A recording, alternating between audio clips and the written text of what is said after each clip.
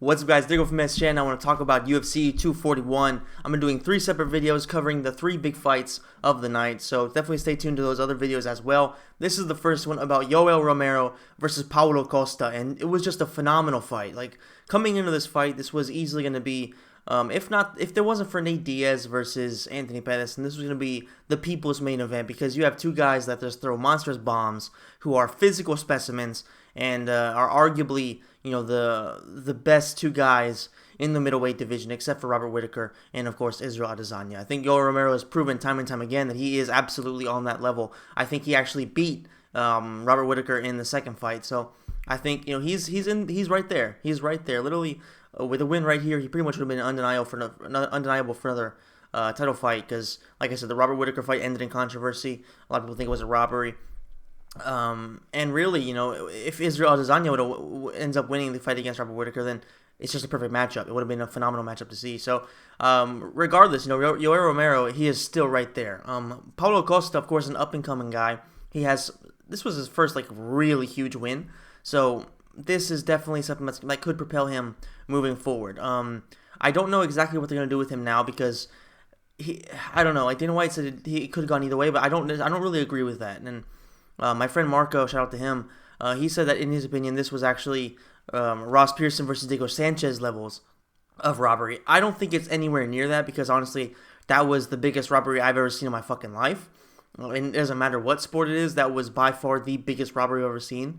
So I think that this one was definitely a robbery in the sense that I think that Yoel Romero easily won 2 out of 3 rounds.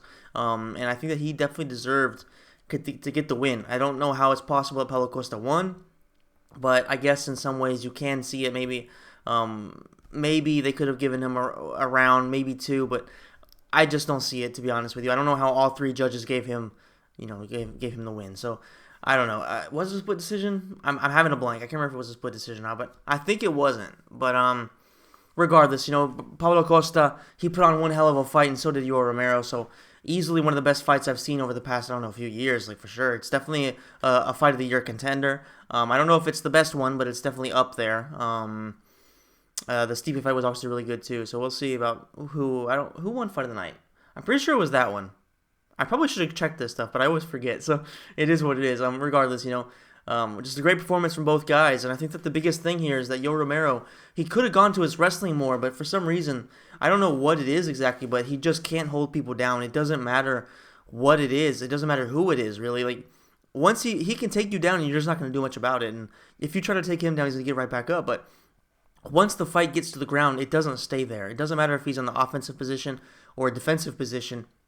He's never going to keep the fight there. It does not matter. And I don't know if that's a matter of him just not training ground wrestling, him not training jiu-jitsu at all, or if it's just a matter of he just only wants to use it to score some points and then get right back up to the feet. It's very strange, because you would expect somebody with his wrestling background to do what DC does, to do what Khabib does, hold people there and just beat the shit out of them, but he just doesn't do it. And I don't know exactly what it is, but I guess so far it's worked for him. I just think that if he'd had ground and pound, if he'd had some top control, really, Robert Whittaker would have had 0 chance of winning those fights. And I just think that he needs to add that to his game. But at 42 years of age, I think he is. Is he likely to really add some stuff to his game? Probably not. Although his boxing in this fight looks better than it ever has looked in his career. He was actually throwing combinations. He was throwing some actually really nice combinations as well. So you have to give him credit where credit is due. He is adding things to his game, and I just don't understand why the ground and pound is something that's missing from somebody like his game. I just don't get it. He should have it. He should have it in his repertoire, but he just doesn't seem to have it. So that's something that if he had, then I don't really think that anybody in middleweight could beat him. Maybe at 205, John Jones could.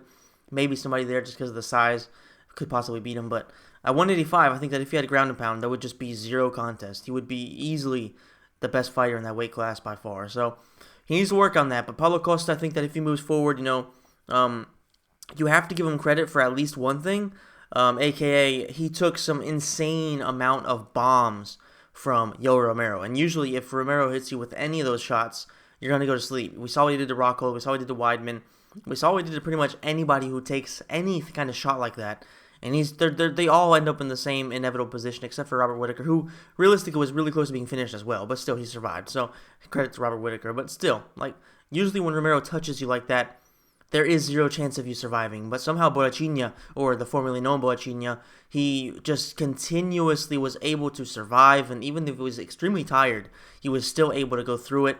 And, you have to give him, like I said, credit where credit is due, man. The guy has heart, and the guy is tough as shit, and he's an insane fighter. So if there was any doubt over how good Borrachinha is, or I gotta stop calling him that, how good Paulo Costa is, I think this fight kind of just ended all of those doubt. Like, there is zero doubt. The guy is a phenomenal athlete. The guy is a phenomenal fighter. And realistically, man, if you look at the future's his. Like, Israel Adesanya is young.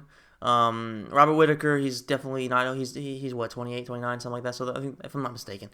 So this is a very young division. But Paulo Costa, if he can continue to improve, I don't know, man. I think that he has what it takes to be a very, very, very dangerous guy in this division. We'll see what happens against Adesanya if they eventually fight, but I don't know. I think that Adesanya probably would beat him, but because he's just got that slick striking, and both guys want to stay on the feet, and I don't know. But regardless, it's gonna be a hell of a fight, and I think Paulo Costa has a great future, and so does Yoel Romero. Like, 42 years old, he could be 50, he could be 30. We have no idea how old he actually is, but regardless, the dude is a fucking animal. One of the best bodies I've ever seen in any combat sport, and really any sport in general at this age.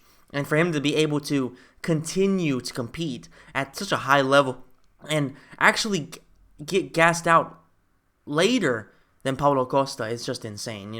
Both guys as physical specimens. It was always going to be inevitable for them to both get tired. But realistically, man, they had a hell of a fight. It took both of them to give everything they had to go through that fight, and just hats off to them. Yeah, just a phenomenal fight. So thank you guys so much for watching. Stay tuned for the Nate Diaz versus Anthony Pettis video, as well, of course, as the Stipe Miocic defeating Daniel Cormier video. All three were really, really interesting fights, and plenty to talk about. So thank you so much for watching. I'll see you next episode.